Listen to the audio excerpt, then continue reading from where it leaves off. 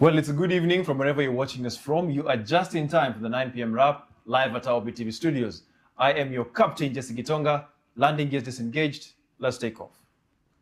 You can join in the coverage live through our social media platforms at OBTV Kenya, hashtag the 9 p.m. wrap, or you can reach out to me on my social media platforms at the Jesse Tosh. The Independent and Electoral Boundaries Commission, IEBC, has announced new campaign financing rules ahead of the 2027 general election. The rule requires parties to appoint individuals who will oversee campaign contributions and expenditure, as well as open special bank accounts for campaign funds. Details of contributors and the funds spent, including funds raised through Harambes, must be recorded, while those contributing more than 20,000 Kenya shillings must be issued with receipts. Expenditure exceeding 1 million shillings will require an audited report, and the IEBC will scrutinize expenditure reports and may investigate any breaches of the law.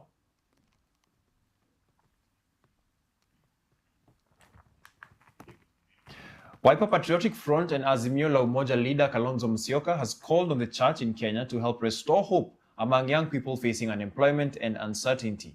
Speaking at the Divine International Word Outreach Church in Nairobi, Kalonzo also called on the government to listen to young people demanding change instead of using threats, intimidation, or violence. He further urged opposition leaders to unite and put personal interest aside for the sake of national reforms. Kalonzo also emphasized that the push for change will continue peacefully and in accordance with the Constitution, and called for the 2027 elections to be free, fair, and transparent.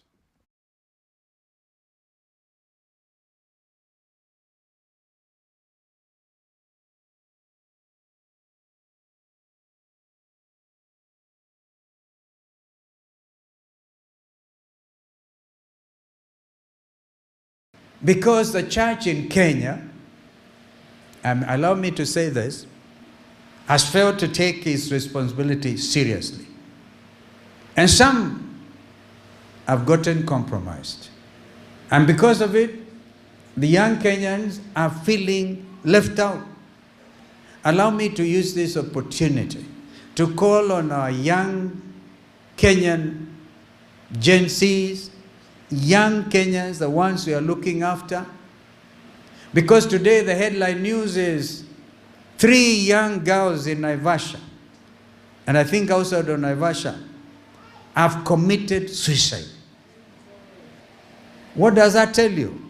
The church may not be communicating the message of hope to the youth, because when the church got compromised by those in rulership, and the young people come out and say, we want transparency, we want justice, we want a country we can be proud of, they got killed, they got shot, they are not even allowed to commemorate.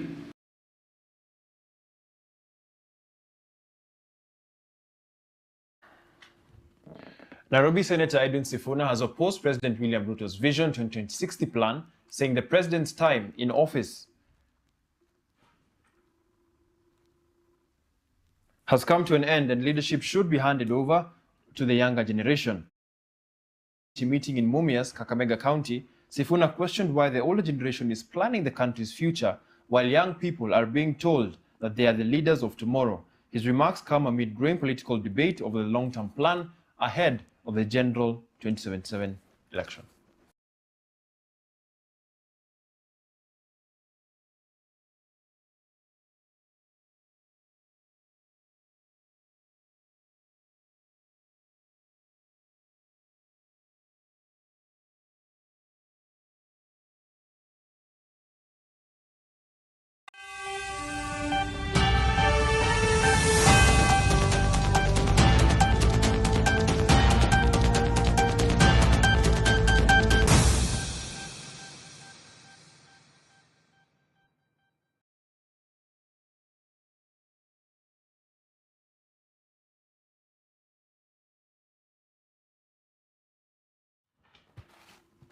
Time for some sports. Eric Kiplangat and Millicent Jalimo emerged as the winners of the 4th edition of the Uasin Gishu Half Marathon in Eldoret. Kiplangat won the men's race in a time of 1 hour, 1 minute and 7 seconds, beating Kenneth Kiprono and Gilbert Kipkosgei in the race, and he said his strategy of conserving energy for the final stages helped him secure the victory. In the women's race, Jelimo finished in 1 hour, 10 minutes and 25 seconds, beating Tabitha Njeri by 2 seconds. Jelimo also said the victory was a sign of progress after finishing 7th in 2024. Each winner received 300,000 Kenya shillings.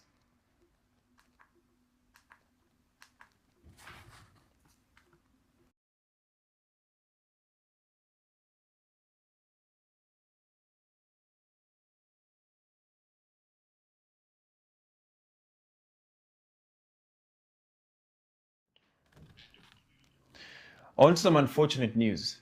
Argentine football star Lionel Messi arrived in his hometown of Rosario on Saturday night with his family to mourn his father and longtime agent, Jorge Messi, Saturday morning at the age of 68 after a long illness. According to Sanatorio Centro, the Rosario Medical Center, where he was receiving care, Jorge Messi passed away in the early hours of the morning. The hospital's medical director said no further details about the cause of death would be released out of respect for the family's privacy. Rosario-based club Newell's Old Boys, where a young Lionel Messi played before moving to Europe, paid tribute to Jorge Messi on social media, describing him as a pillar who, with vision, rigor, and affection, supported the career of the best player of all time alongside his wife, Celia Cucitini. Jorge Messi was a fundamental figure throughout his son's career. He served as a Lionel's first coach on Rosario's neighborhood pitches before becoming his agent and negotiating his contracts. He accompanied 13-year-old Lionel to Barcelona in 2000, a move that opened the doors to the club's famed La Masia Academy and set his son on the path to becoming an 8-time Ballon d'Or winner and 2022 World Cup champion. Jorge Messi is survived by his wife and 4 children, including Lionel, and his siblings Rodrigo, Matias, and Maria Sol.